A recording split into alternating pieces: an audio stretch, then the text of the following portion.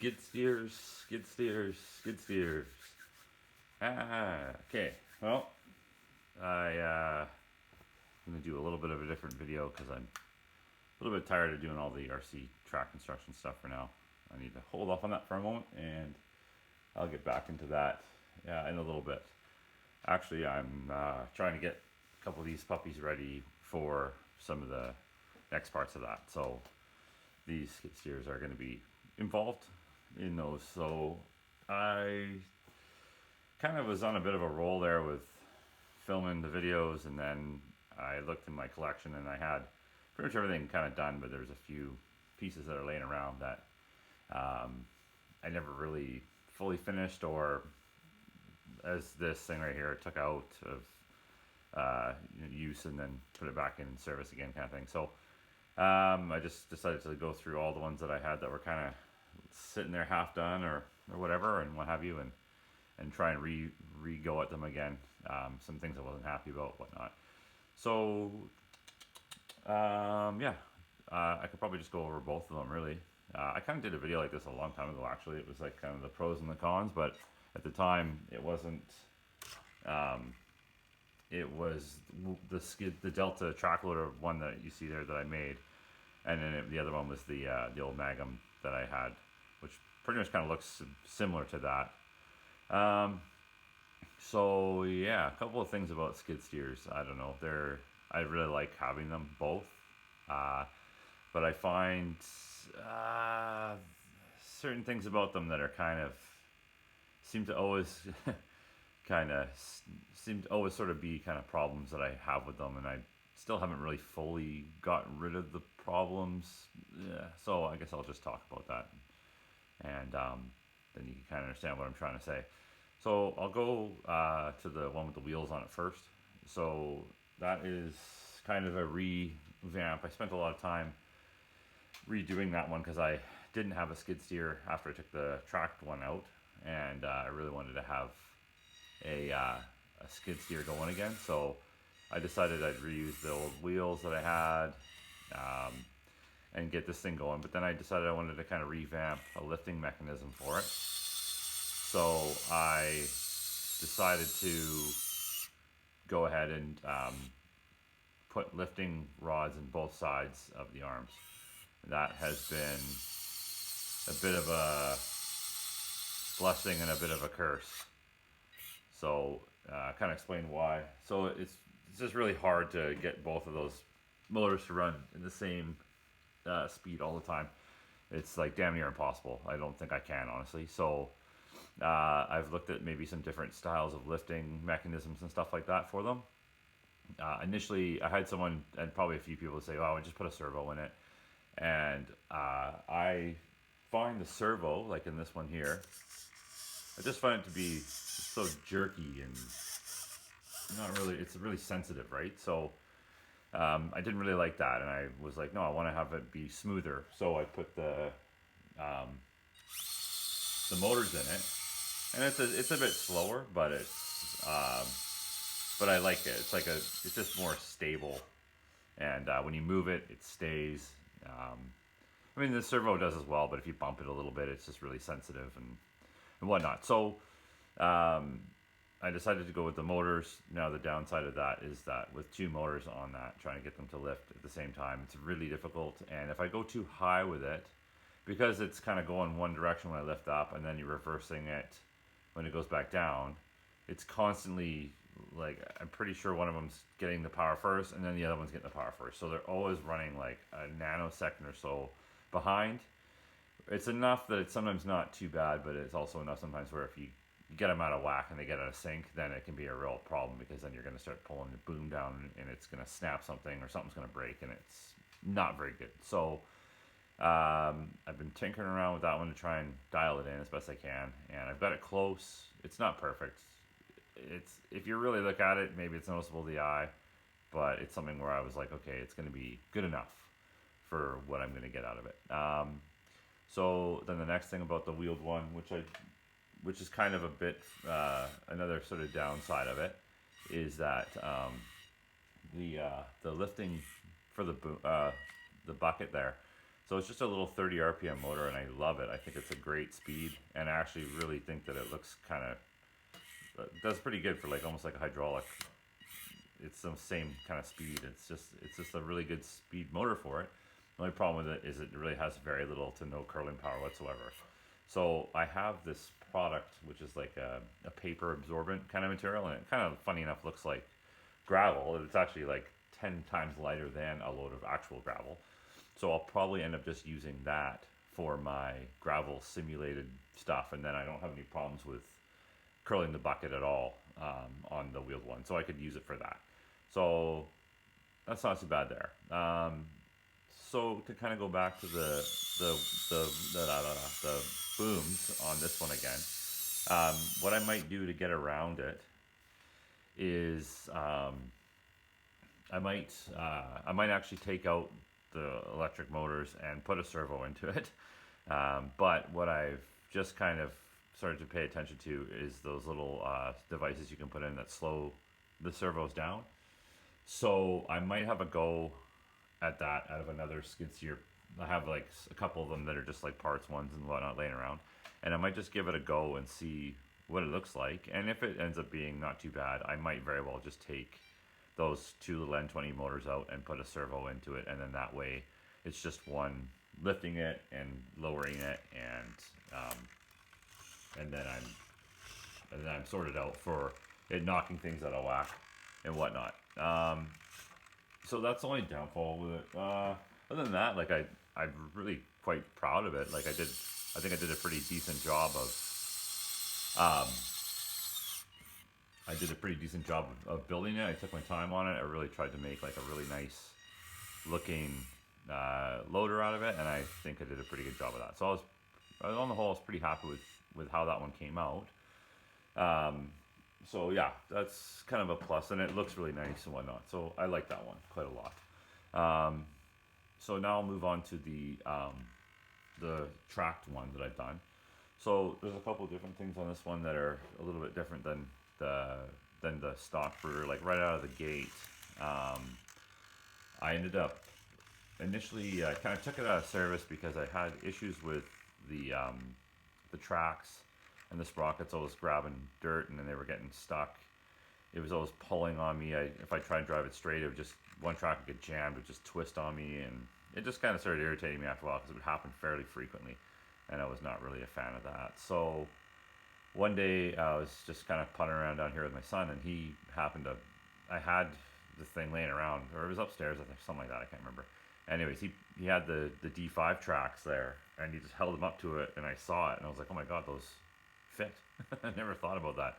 So it was his idea, which was awesome, and I kind of decided to roll with it. And so what I ended up doing was a couple different things. So I found some sprockets online that were for a bulldozer conversion, and ended up printing them about just over halfway until it started to kind of slim down the top piece to do the little detail on the outside. I just stopped the print and got them so they were wide enough to be sprockets to pull the tracks around. Pulled them off the print bed, and then I had to do a bit of trimming and cutting to make them fit, because I have these Servo City servo horns. They're really, really thin ones, and I just needed to make some adjustments on the plastic, so I did a little bit of drilling to modify them. They fit to 6/32, I think they're like 3/8 long nuts. They fit perfectly, so that locks that all together. And then they thread into the high-tech servos that I'm using. They're high-tech 85 mgs for driving it. And so, yeah, I did that. Then I painted at the tracks, because I thought it looked a lot nicer with them painted. And I looked online and found that they do have tracked skid steers with metal tracks. I didn't even ever think of that. I just always seen them with rubber, so I assumed it was just rubber. But yeah, they do make them with metal, so I was like, right on, that's cool. So I did that.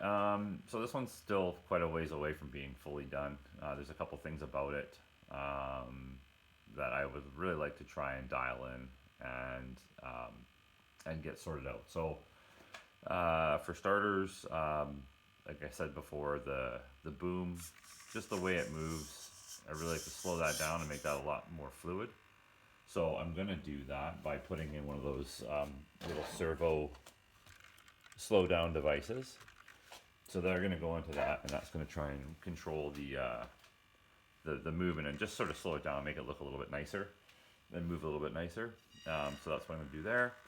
And then the second thing that's been eluding me forever and a day, and I'm actually not quite sure why, honestly. I have an idea, but I'm not 100% sure, and that is just the height of it. I want to get more height out of this thing. So it's I should be able to try and get it. I don't know if this is going to pull down or not without lifting the back of it off, but yeah, I want to get that extra boom lift out of it. What I'm thinking I might end up do is putting a longer servo horn on it if I can, and then increase the length of the link that I have on it there. Just to spin it around there. The tracks are a little bit still kind of tacky from the paint and a little poppy from pulling around. So, but I got a link right there. I'm going to try and lengthen that, and I'm hoping that if I put a longer servo arm into it, that might allow me to have a longer spread, and hopefully try and get that last little bit of height out of the boom there. I can't just put a longer piece in there because that link bumps into that servo arm and gives me some interference. So I've been trying to come up with some ways to get around that. But I'm just at a standstill. I really have lost all ideas except for maybe trying to increase the length of the servo horn to make that better.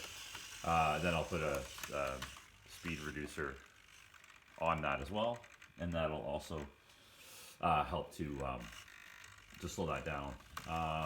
The next thing is the bucket. So as that boom goes higher, you lose more and more curl. So I have this in here right now. It's a high-tech 82 mg. I've had it just kicking around forever, so I've been using it. So I 3D printed. I made this thing back before I had a printer, so I had all metal parts and stuff in there to do it. I took all that out and I 3D printed a new holder for that servo, and I 3D printed a new setup in the back for holding the 27 kilogram red servo I got in the back for the boom lift on that. And so yeah, the issues I have is as I want to get more height out of the boom, I'll lose more curl out of this. So I thought about putting like a geared motor in it. Again, I get more curl power out of a servo than I do out of a 30 RPM N20 motor. So my solution is going to be to put a extender on the range for that servo, so I can get a greater range with the boom height up. I think stock ones, the 85 mg and the 82 mg, they both sorry, the things are just beeping at me. They both get about the same range of motion, I think.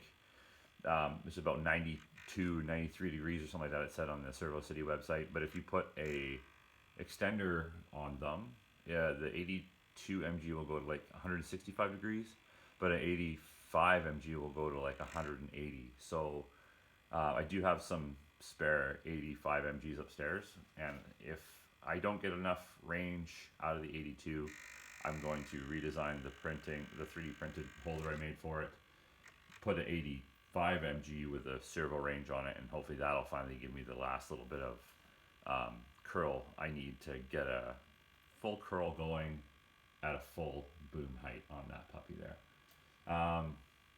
So that's kind of my two things with that one there. Also, I've got some cleaning up to do on the sprockets. They're in pretty rough shape right now. I had to modify them pretty heavily to make them fit onto those servo horns I have. So I'd like to 3D print some details to hide the cutting I did, and I'll tidy that up and make it look nice. As well as too, when I did this years ago, I centered the pots inside the 85 mgs, and they've kind of gone out of whack. So really I should open the whole thing back up, pull them all out, recenter them, and then that way it'll stop that sort of chattiness and everything, because I keep on adjusting the sub trims to get them to stop, but as I do, it's they kind of kind of go a little bit out of whack, get off center, and the next thing I know I'm recentering them again. So that's a little bit more things with that one, but either way, like they're all kind of sort of minimal things that I need to do. And then I also need to fix this if I do end up using it, because I guess I severed the little yellow line. I didn't see that there on there. And then I can plug this thing and get the bucket to curl. But yeah, as for everything right now, it's to try and get more height of the boom. Definitely get more curl out of the bucket. Maybe slow down the or fix up the pots in the servo so it doesn't creep on me a little bit there, and then just fit everything back into it, get the interior back into it, and get a guide going back in there. And also too, the one thing that's kind of about it is, you know, you put those tracks on it. It doesn't really look like it right now, but the tracks kind of bring it up off the floor a little bit. So what I might do, I don't know, this is one of those things that's just kind of whatever, but I was thinking about maybe putting a bit of a metal piece underneath here, maybe even on both of them, just to give a little bit more of a cutting edge. And then that would also help to kind of take up the, maybe a little bit of a gap that might be there when the bucket's sitting down, when this is fully down, and the tracks lifted it up. There's a little bit of a difference in height there. Anyways, that's kind of what I got for both my skid steers. It's been cool to bring the Delta one back in with the tracks. As soon as I saw that, I was ready to start putting it back in again and get it going again, because I really did like it. It was always frustrating that it would catch so much. So we'll see how that goes. And then, yeah, I think that'll be pretty much that. So we'll see how the wheeled one does for the booms. If it stays fairly consistent, then I might just leave it. But if it becomes a nuisance problem and it's getting out of whack all the time, I might pop a servo into that and then sort that issue out, and then put a servo slower down so it makes it look a little bit more realistic and smooth. And then same thing with the tracked one. I'll do the same thing there too. So anyways, that's 17 minutes and damn near 30 seconds of me rambling on. I'm sure everyone's tired of that. So thanks for checking everything out, and I'll be doing some more track series stuff down the road, and there'll be some smaller models going in on those, and these two skid steers probably have a part in that. So thanks for watching, appreciate it. Hope you enjoy, hope you like the models. Thanks for all the comments, all the views and all that stuff. That's super awesome. I do appreciate it very much. And yeah, until next time. All right, have a good day.